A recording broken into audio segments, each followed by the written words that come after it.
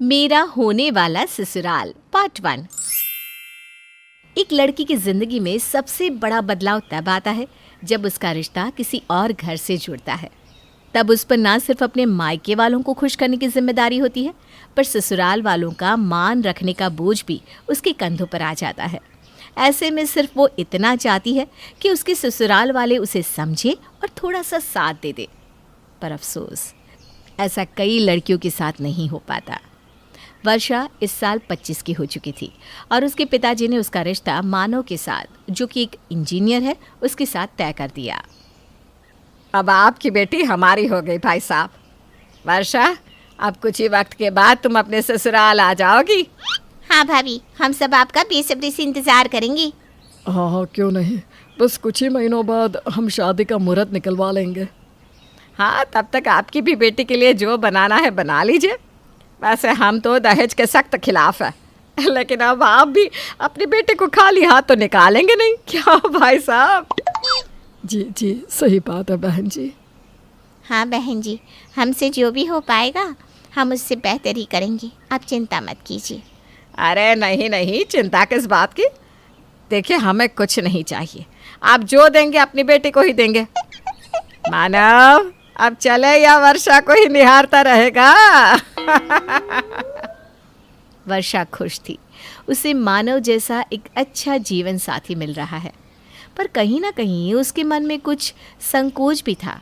जिस तरह से उसकी होने वाली सास ने उसके पिताजी से शादी की तैयारियां करने को कहा था। पापा, मेरी होने वाली सास ने आपसे ज़्यादा कुछ तो नहीं मांगा ना? अरे नहीं नहीं बेटा, ऐसा कुछ भी नहीं है। और तू ना चिंता मत कर, तू तो बस आने वाली ज़िंदगी के सपने देख, ये सब हम देख लेंगे। पापा, फिर भी आप खुद पर ज़्यादा बोझ मत लीजिएगा। मैं हूँ ना, मैं अपनी जॉब से सब कुछ कर लूँगी। अरे तू चिंता मत कर वर्षा, तेरे पापा और मैं सब संभाल लेंगे।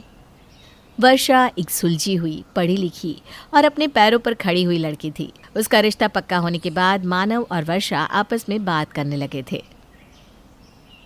अच्छा वर्षा, मैं ये कह रहा था कि अब तुम जॉब क्यों नहीं छोड़ दी थी? अब तो हमारी शादी होने वाली है। हाँ, पर अभी हमारी शादी में कई महीने बाकी हैं मानव। मैं अभी से जॉब क्यों छोड़ दूँ? पर अब तुम्हें घर के कामों पर ध्यान देना चाहिए ना। शादी के बाद तो तुम्हें यही करना है। शादी के बाद मैं सोच रही थी जॉब नहीं छोड़ूंगी, पर घर से ही काम करूंगी। तुम नहीं चाहते क्या मैं घर से काम करूं? मुझे नहीं लगता मेरी माँ को ये सब पसंद आएगा। मैं तुम्हारी राय पूछ रही हूँ मानव। तुम भी तो पढ़े लिखे हो, क्या तुम भी नहीं चाहते कि मैं भी अपना करियर बनाऊं?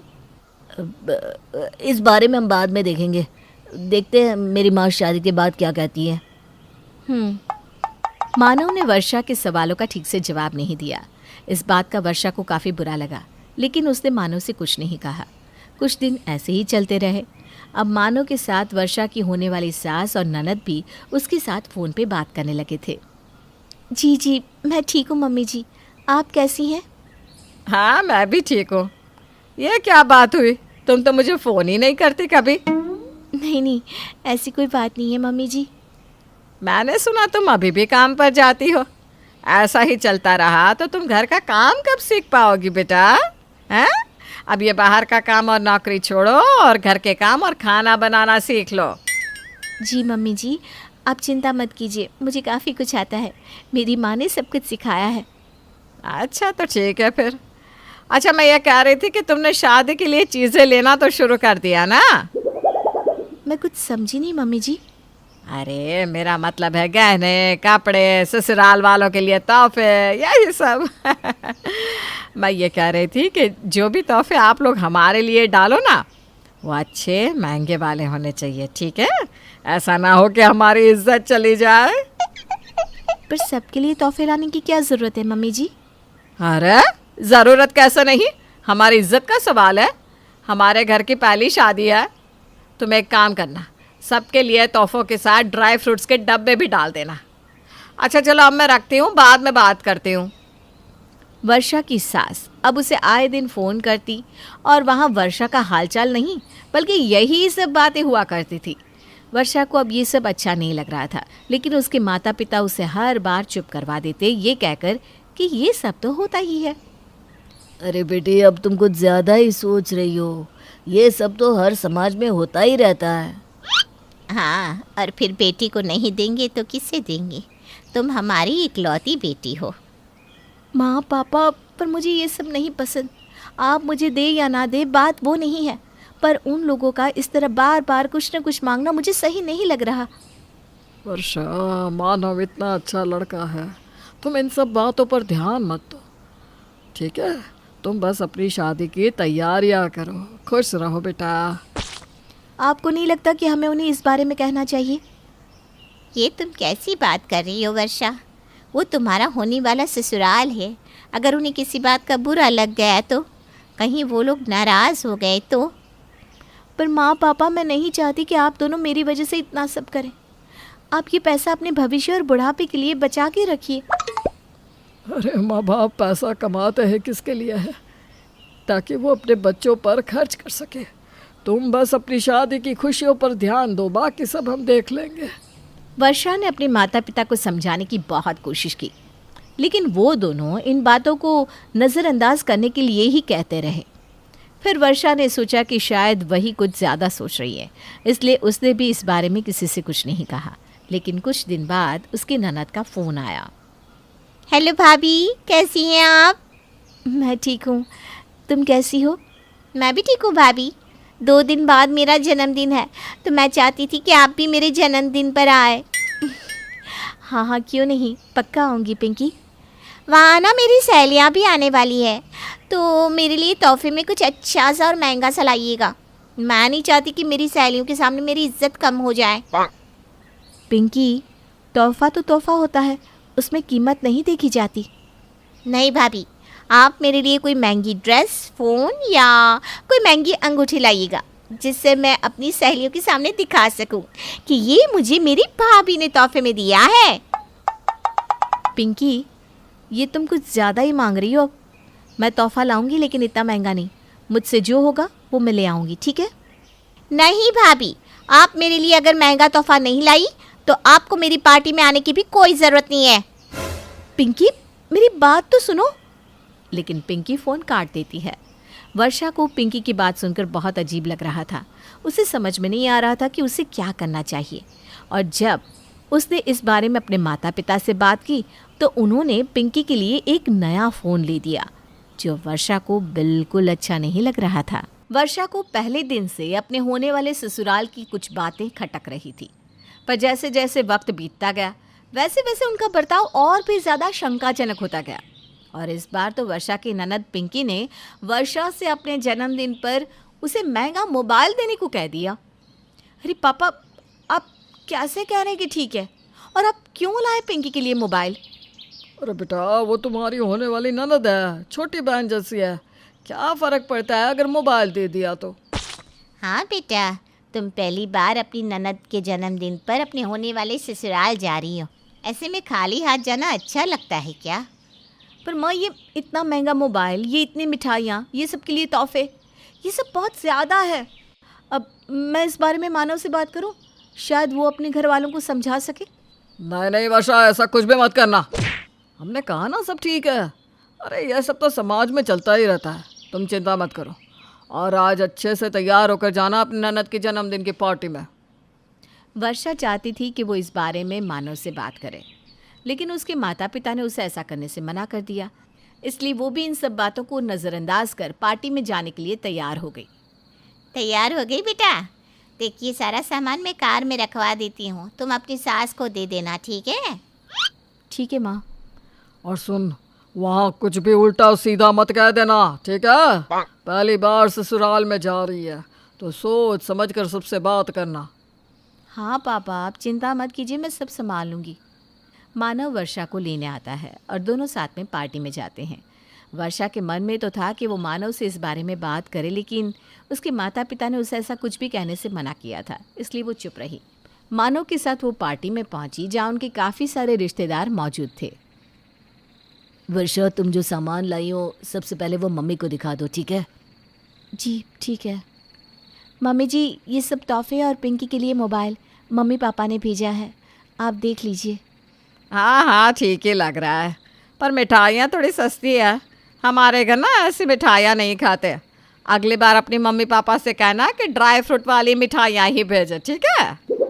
और ये तोहफे भी कुछ खास नहीं है, पर अब क्या कर सकते हैं, जो है सो है। कोई बात नहीं, इस बार तो रख लेती हूँ, लेकिन अगली बार ध्यान रखना बहू। जी मम्मी जी। जाओ ये मोबाइल अपनी ननद को दे दो, वो वहाँ अपनी सहेलियों के साथ खड़ी है। वर्षा पिंकी के लिए लाया मोबाइल लेकर उसे देने जाती है। Happy birthday Pinky. Thank you भाभी। आप मेरे लिए वो तोहफा लाई है ना जो मैंने कहा था? हाँ हाँ, ये लो तुम्हारा मोबाइल। अरे ये तो बहुत पुराना मॉडल है, मुझे तो नया वाला चाहिए था। नहीं पिंकी, ये भी काफ़ी नया मॉडल ही है और काफ़ी महंगा भी है।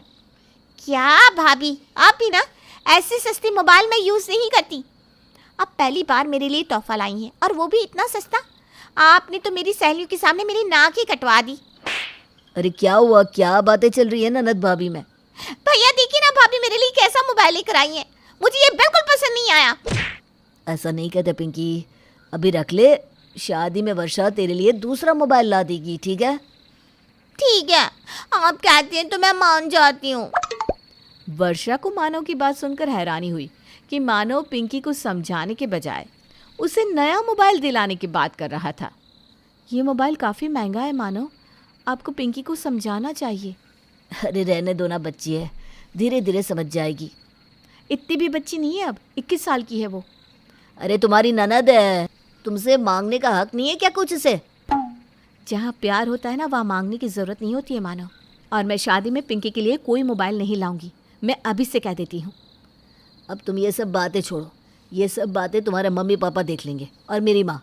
नहीं, मैं आज सब कुछ साफ कर देना चाहती हूँ कि मेरे मम्मी पापा आपकी कोई मांग पूरी नहीं करेंगे। अरे तुम ये सब बातें बड़ों पर छोड़ दो ना, वो ये सब देख लेंगे। नहीं, अब नहीं। कई महीनों से देख रही हूँ आपकी तरफ से कोई ना कोई मांग आती ही रहती है, कभी गहनों की, कभी तोहफों की, कभी कभी कुछ कभी कुछ। अभी तक मैंने कुछ नहीं कहा क्योंकि मेरे मम्मी पापा के संस्कार बीच में आ रहे थे, पर अब और नहीं। वर्षा और मानव की बातों पर अब पार्टी में मौजूद सब लोगों का ध्यान चला गया था। इस सब को देखकर कावेरी बीच में आ जाती है। वर्षा, तुम्हें इतनी तमीज नहीं कि अपने होने वाले ससुराल में ऐसा बर्ताव करते हैं? अरे कैसे बदतमीजी से बात करी हो अपने होने वाले पति और सास से। आप तमीज़ की बात ना ही करें तो बेहतर होगा। आप मुझे कह रही हैं? कौन अपनी होने वाली बहू के घर से आए तोहफों के बारे में ऐसा भला बुरा कहता है, बताइए तो। आपने अपनी बेटी को क्या तमीज़ सिखाई है कि भाभी से महंगे महंगे तोहफे लेते रहो? चुप रहो तुम, खबरदार जो तुमने मेरी बेटी के बारे में कुछ कहा तो। क्यों, अब आपको बुरा लग रहा है जब खुद की बेटी के बारे में कोई बोल रहा है तो? जब आप मुझे बोल रही थी कि काम छोड़ दो, घर का काम सीखो, खाना बनाओ, शादी के बाद यही करना है, तब आपको याद नहीं आया कि मैं भी किसी की बेटी हूँ? वर्षा तुम मेरी माँ से ऐसे बात नहीं कर सकती, समझी? और कोई भी मेरे माता पिता से ऐसे पेश नहीं आ सकता। उनसे अलग अलग चीज़ों की मांग करना, तोहफे लेना, गहने लेना, तब तुम्हें याद नहीं आया कि वो मेरे माता पिता हैं। अरे ये तो सदियों से होता आया है, लड़की वालों को तो ये सब करना ही पड़ता है, कौन सी नई बात है इसमें? आज हमारा समाज बदल रहा है। आज लड़कियां बिचारियां नहीं हैं, अपने पैरों पर खड़ी हैं। इसलिए मैं इस सब चीज़ों का विरोध करती हूँ। बेहतर होगा ये सब बातें हम बड़ों पर छोड़ दें। जब शादी हम दोनों की हो रही है तो फैसला भी तो हमारा ही होना चाहिए ना। अच्छा हुआ कि मुझे मेरे होने वाले ससुराल की असलियत पहले ही पता चल गई। पता नहीं शादी के बाद और क्या क्या होता मेरे साथ, और कितना सब मांगते तुम मेरे माता पिता से। ये है आजकल की लड़कियां, देखो। जी, हम हैं आजकल की लड़कियां जो गलत को गलत कहने की हिम्मत रखती हैं, और इसीलिए मैं ये रिश्ता तोड़ती हूँ। नहीं करनी मुझे ऐसे परिवार में शादी जहाँ बहू बस मिलने वाला दहेज हो। तुम्हें क्या लगता है तुम रिश्ता तोड़ दोगी तो कौन करेगा तुमसे शादी? अगर आज समाज बदल रहा है तो कोई ना कोई ऐसा परिवार भी होगा जो बहू को घर की लक्ष्मी समझता हो, ना कि सामान। और आप मेरी चिंता मत कीजिए, अपनी कीजिए। आपका असली चेहरा देखने के बाद आपके बेटे से कौन शादी करेगा, इसकी चिंता कीजिए। मैं तो अपने पैरों पर खड़ी हूँ और मुझे गर्व है कि मैंने आज सही किया है। वर्षा की बात सुनने के बाद वहाँ पार्टी में खड़े सभी लोग ताली बजाने लगते हैं। वर्षा की हिम्मत को देखकर उस पार्टी में खड़ी हर लड़की को उस पर गर्व हो रहा था। और एक प्रेरणा भी मिल रही थी कि गलत इंसान और परिवार में शादी करने से बेहतर है कि आप अपनी ज़िंदगी अपनी मर्जी से जिए।